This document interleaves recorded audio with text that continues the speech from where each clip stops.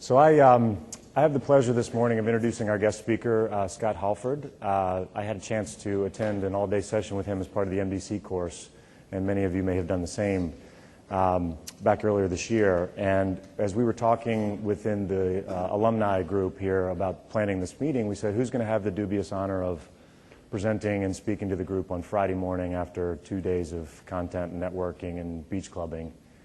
And I instantly thought of Scott because I found his content extremely engaging and interesting and relevant for all of us. And I think you'll find that his style is going to do anything but put you to sleep. So because I did my own beach clubbing last night, I'm going to read his bio so that I don't forget anything. So bear with me. Here goes. Our species is defined by the brain. It dictates everything we do, from blinking to breathing to behaving. The more we understand it, the more we can actually influence the inputs and the outputs to lead more fulfilled, successful lives and careers.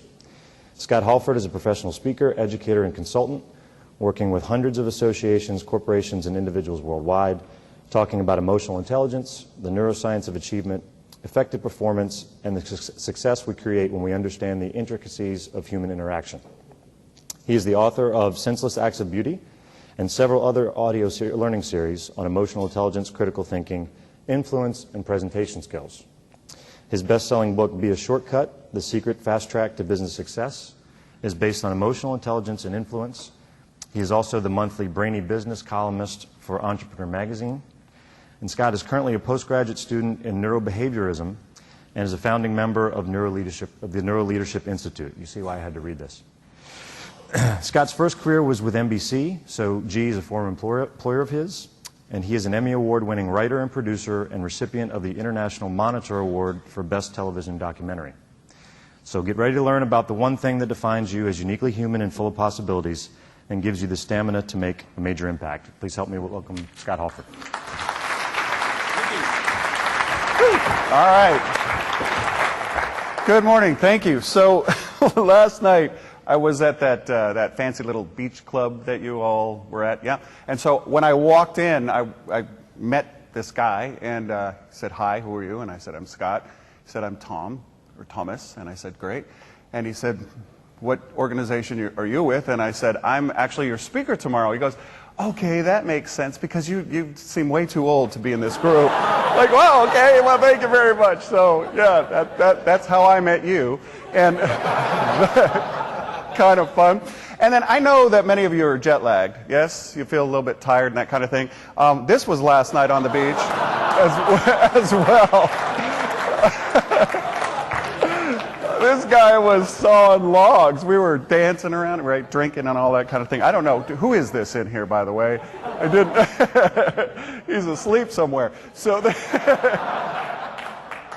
and here's the thing: is that when we take a look at the brain, we know why that happens. And whoo, I tell you what, that was pretty good. And this guy was definitely kind of an icon for me for what we're going to talk about today, the brain. Okay? So there are 5 threats that I'm going to share with you that the brain perceives on a regular basis. So when you think about when we came out of the caves and we looked around, we did this thing called danger surfing. We just went, and we looked for all of the things that could hurt us. And there were very many things that could hurt us. There were plants and animals and just pretty much the world was an incredibly, incredibly dangerous place. And so we gained basically the architecture that allowed us to deal with that dangerous world. Well, the dangers have changed, but the architecture in the brain has not changed. The dangerous thing is now you. You're the dangerous thing. Your colleague is the dangerous thing. Somebody sitting across from you disagreeing with you is your dangerous thing. Your life partner, your spouse, that's a dangerous thing. When they want you to do something and work wants you to do another thing, that's a dangerous thing. So we're pulled on in so many different ways that the threats now show up in a variety of different ways. And I'm going to share with you the 5 threats that show up that actually turn on the neurochemistry that puts us into this part right here, the reactionary mammal brain, that takes us out of this, all right? So here are the 5 top things. You ready? Here they go. It's a model called SCARF by David Rock, and the first one is status. There's a status threat. Status threat. So all status threat basically says is this, is that when status walks in the room, we change. We actually change our physical chemistry changes. How many of you were here for Jeff Immelt when he spoke? Were you all here? Was everybody here? All right. So was everybody all nice and prim and proper? We all get, all puckered and very alert. And those of you who are a little bit jet lagged, you're going, please don't kick in now. Stay awake. Stay awake. You've got that look on your face that says, I'm still here, right? You get a little smile, the mercy smile, the mercy participation look. What happens when status walks into the room? When you walk into the room and you have a bigger title than someone, it changes the relationship instantly. You don't really have a choice about it. It instantly changes it. We've seen it in the laboratory. We know that people with higher status, with higher job titles, actually live longer and are healthier than those with lower status. We've seen it in the laboratory. We know that people with status actually will draw a conversation into a much different path than people who don't have status. Status pretty much changes everything. It's the pecking order. It's where do I fall in pecking order. The moment I meet you, my brain is instantly making very quick calculations about where's my status with you. Where's my status with you? So when you meet a client and you're sitting across from them, they're wondering, where's my status? Where is your status? So if I say to Casey, I say, Casey, can I give you a piece of advice about your shirt? Right, all of a sudden, he just all puckered up right there. What are you going to say? And if I say that, if I say, can I give you a piece of advice about your shirt? Who is the person with status, me or Casey? Me. Why? Because I'm the advisor. Boom. And that's all it takes is just to say, can I give you advice about your shirt? And he says, sure. And I'm like, you really shouldn't wear, what color is that, blue? You really shouldn't wear blue. It doesn't look right on you. Except there does seem to be the GE thing here. It doesn't really look right on you. And he says, I went to Nordstrom, and he told me blue is my color. And I say, they were wrong. And he says, but they told me blue goes with my face and my eyes and my sexy hair. And I say, but they were wrong. And he says, your mother's ugly. And so we have this constant one-upping that happens, and that's what we're always constantly doing, is trying to gain back status. And so with status threat, it's an interesting kind of thing because it does sets people aside. So do you know about when you get feedback? Do you like feedback? When somebody sits down and gives you your annual review or your biannual review? Do you love that? Most people don't like it. They don't like it. We know that those feedback sessions actually don't work in general. Hate to break the news to you. Anybody in HR, they're going to love this. It doesn't work. We spend about $12 billion a year on giving feedback on feedback systems in the United States alone. For those of you outside of the United States, add that on top as well. So when we look at feedback systems, the reason they don't work is because they're not specific and they're not timely enough. They're once a year or twice a year from somebody who doesn't really sit in our seat, watch what we do, and they don't really have the data that we have, and so we become very, very defensive. Because when I come up to you and I say, hey, can I give you a piece of feedback? Your brain hears, can I destroy you? That's what happens inside the brain, and so if there's a status issue, it's a status battle. And so we know that feedback, that annual review, doesn't really work well enough because it's not specific typically, and it's not timely, it's not frequent enough. If annual reviews work so well, why don't we use them on our wedding anniversaries, right? Sit down, honey. We're going to do a little check-off list, see how you were in the last year, right? The guy's go, I'm taking that one home. I'm doing that thing. Because of what I learned at the ECLP. What happens in the brain is that what we've seen is that there's a neurotransmitter in the brain called oxytocin. And oxytocin, when we see oxytocin in the brain and it's sprayed in the brain, it actually deflames the amygdala and allows me to interact with you in a way that creates trust. So oxytocin is basically the hormone of bonding and trust. Bonding and trust, okay? It's higher at baseline in females than it is in males. It's the hormone that when I saw, what's your name, Michelle? Is it Michelle? So say I see Michelle from way far out, she's in the field, and I see her and she sees me, and we start heading toward each other, and we have this instant love for each other, right? It's that love at first sight. We come together. It's what allows you to find your mate.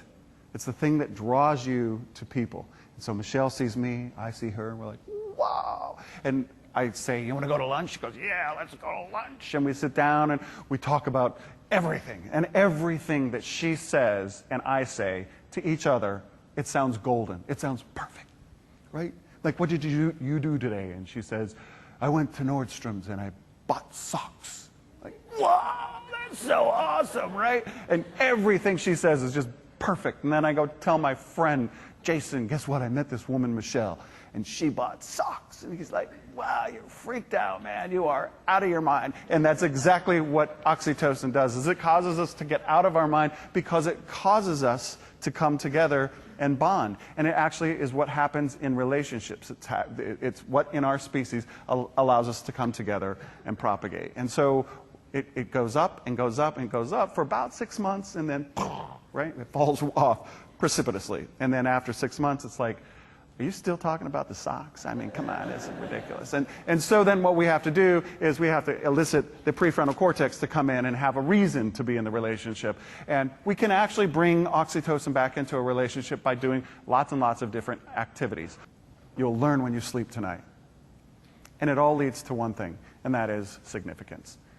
And significance is what I think we're all here and about. So I'm going to tell you this little story. This is my dad, Jim Halford, 81-year-old guy. He's turned 81 on last Friday. And he's an interesting guy. He's an retired aeronautic engineer. And anybody engineer in here or no engineers? Okay, so I don't know what your experience is, but my experience of the engineer guy, who is like my dad, is they don't talk, right? They're not an expressive group of people. This is not an expressive guy. There's 7 kids in my family, 5 boys, 2 girls. I don't know if my dad knows our names. Right? Because that's a talking activity. He would have to say it, right? And he doesn't talk. And he's not a very emotive guy. He's not huggy, doesn't say I love you kind of thing. It's not expressive kind of thing. My mom used to complain, Jim, you never say I love you. And he'd like, thought I said I loved you when we got married. And I'll let you know if I change my mind kind of guy, right? Guy's writing it down. I'm going to tell my wife that. So my dad, emotionally constipated. And so that's how he was, right? All growing up. And so when I was in 11th grade, we played a trick on my dad. And we nominated him for Father of the Year. If you knew my dad, you would think that was funny. Because my dad hates the spotlight. Absolutely hates the spotlight. And so we thought we would do this little trick on my little, quiet, unknowing father. My dad's about that tall. He's not very big. You don't see the bottom part of his body. I'm Amazon compared to him.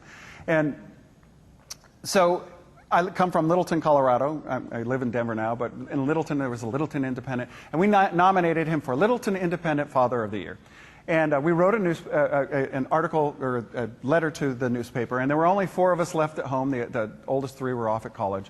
And so the youngest 4 wrote this letter, and we wrote it and said, Dear Littleton Independent, we would like to nominate Jim Halford for this year's Father of the Year. There's something you should know about our dad, because he's not like your typical Father of the Year. Our dad doesn't make a lot of money. He doesn't have a big title. He's a self-taught engineer. He never finished college. He taught himself everything that he does. He doesn't fly around the country going to big important meetings. He doesn't volunteer. He doesn't actually even believe in it. He doesn't know what elks or Kiwanis or lions are. He doesn't go out and get involved politically. He doesn't do any of those things. He's not out in the community a heck of a lot. You can imagine the editors are going, wow, good pick. But what he does do is this. On the weekends, he's at soccer games and baseball and plays and hockey. And anywhere we are, that's where our dad is. That's where he is. He doesn't go on vacations by himself. He's not been on a vacation, he and my mom, alone, since they have had children. And they have had them for a long, long time. There are 7 of us. Every night at 5 o'clock, he's sitting in his seat in the living room with a newspaper and a beer. Every night we have dinner with our dad. And that's what we think would make a good father of the year. And so he won. All right, who knew, for God's sake? So we're sitting there thinking he won. We didn't plan on that. We certainly didn't set up the letter properly. And so I said, well, so who's going to tell him, right? Who wants to tell him? And nobody wanted to tell him. No, it was like, I'm not telling him, right? So we decided to let the reporter tell him. So the day comes when the reporter's going to come and interview my dad. And we all know that he's there and going to come. And I tell the reporter, do not come before 5:06. Because he needs to, he needs to slug a couple down before you walk in, because he's not going to like this. He is not going to like this at all. So 5 o'clock, 5:10 comes, and he's, and nobody's getting the door. And my dad doesn't answer doors. He doesn't answer phones. That's an interactive activity. He doesn't do that. It's expressive. He has a wife and children. They do that. Nobody's getting it. Would somebody get the damn door? Like, all right. So I go and I open up the door. I go, Dad, it's for you. And you could see flash before his brain the whole idea that one of his 3 sons gone in college is in prison. You just know he thinks something is wrong. So he goes to the door, and there standing is this guy, and the guy says to him, Mr. Halford, my name is Garrett Ray, and I'm a reporter for the Littleton Independent. And the guy, my dad's like, mm-hmm. He's like, your children have nominated you for, and you have won this year's Father of the Year.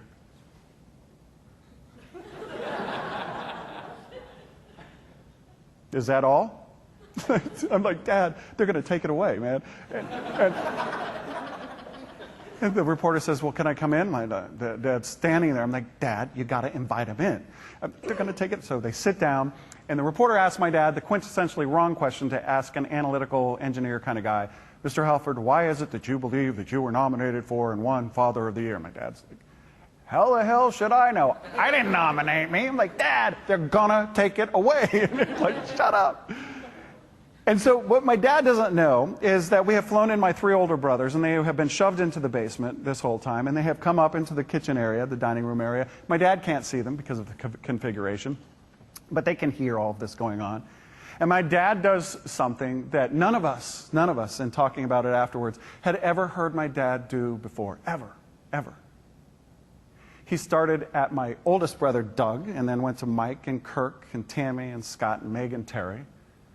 And he described each one of us and the talents and impact that we had on the world, and the talents and impact that he believed that we would be having on the world because of who we were.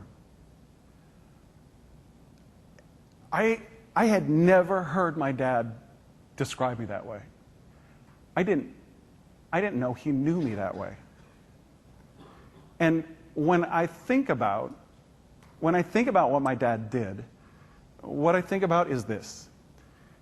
He defined his world like a human should, and that is that his world was significant because he created significance, and therefore let us create significance as well. And his choice in the world was for us to be the impact that was left behind. It's how he defines himself, is by us, by the impact and significance we create on a regular basis. We had never heard our dad be proud of us like that before. My dad could have been a lot of things. He's a smart man. But he chose to be a dad. He chose to be a person that would create his significance through us. And here's what I'm here to say to you. I don't care what you choose to do. I don't care if you're in power or healthcare or GE Capital or any of the other businesses. It doesn't matter where you create your significance. Just pick. Choose. Use this tool that you've got right between your ears that is probably amazingly elegant and exquisite, especially here in this room. And use it in a way that creates significance in the world, because we need more of it, especially now. We need to be able to know that we fit. And I think that it's significant that you are here, and I think that you are beautifully set up to create that kind of significance. Like my dad, you can have impact that people stand back and just go, oh. That night when we kicked the reporter out, we're sitting around the table afterwards, and it was all quiet, and it was like Christmas time, and the gifts were already open, and everybody's like, now what? And it didn't seem like my dad was very moved by the whole thing or liked it, because he didn't say anything. That wasn't too different. But I'll never forget looking across at him, and there he was, hovered over a bowl of split pea soup. And I remember that because it was hovered over it, just looking at it. And I looked at him, and I saw him do something I had not seen him do before as well. And he wept.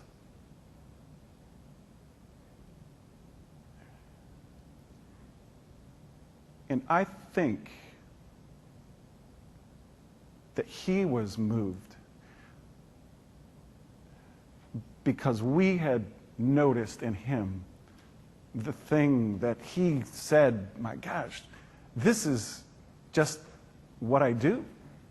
It's not even special. It's just what I do.